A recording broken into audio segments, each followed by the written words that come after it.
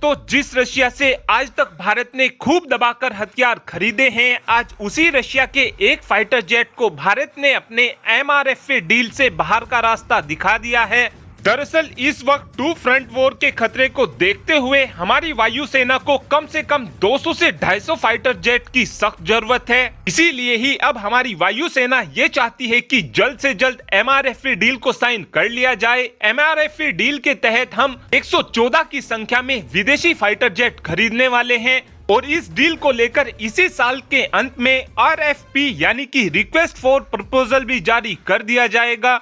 और अब बताया ये जा रहा है कि इस टेंडर से सुखोई 35 और MiG-35 को बाहर का रास्ता दिखा दिया गया है। इस बात के पीछे मेनली दो रीजन हैं। पहला रीजन तो यह है कि फिलहाल रशिया के ऊपर सैंक्शंस लगे हुए हैं, जिस कारण हम रशिया के साथ इतनी बड़ी डील को साइन नहीं कर सकते हैं, क्योंकि MRF डील की कीमत ही $20 बिलियन होने वाली है।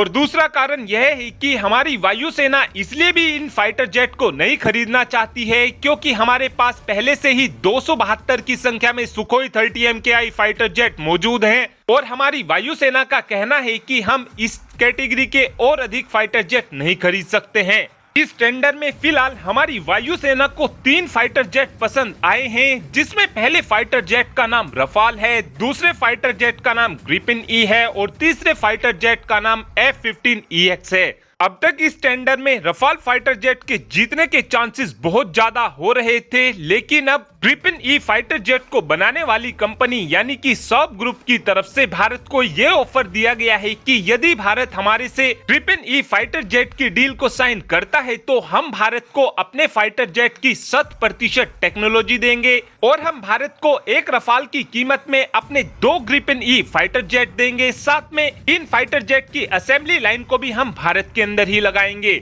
और इस ऑफर के बाद अब फ्रांस की चिंताएं बढ़ने वाली हैं, क्योंकि जब हमने फ्रांस से 36 की संख्या में रफाल फाइटर जेट खरीदे थे तो उस समय हमें एक रफाल की कीमत 1670 करोड़ रुपए पड़ी थी। लेकिन अब आप ये मत सोच लेना कि हमको ग्रिपिन ई फाइटर जेट सस्ता मिल रहा है तो इस फाइटर जेट में कोई कमी होगी, ऐसा बिल्कुल नहीं है। बल्कि ग्रिपिन ई फाइटर जेट में रफाल से ज्यादा एडवांस एवियोनिक्स लगे हुए हैं, क्योंकि ग्रिपिन ई फाइटर जेट के अंदर 5th जनरेशन के एवियोनिक्स का इस्तेमाल किया गया है। ग्रिपिन ई फाइटर जेट अपने साथ में 20 से 22 एयर टू एयर मिसाइलों को लेकर जा सकता है, जो सुखोई फाइटर जेट के कंपैरिजन में दुगना बैठता है।